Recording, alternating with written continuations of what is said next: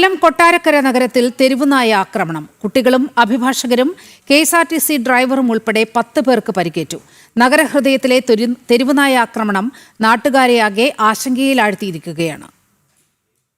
Kottarakkara, Chanthamukku, Thottamukku, KSRTC bus stand തുടങ്ങി താലൂക്ക് ആശുപത്രിക്ക് മുന്നിലും തെരുവുനായയുടെ ആക്രമണമുണ്ടായി. രാവിലെ മുതൽ നഗരത്തിലൂടെ ഓടി നടന്ന നായ വഴിയാത്രക്കാരെയും ജോലിക്കായി എത്തിയവരെയും ആക്രമിച്ചു. 2 അഭിഭാഷകർക്കും KSRTC ഡ്രൈവർക്കും തെരുവുനായയുടെ കടിയേറ്റു.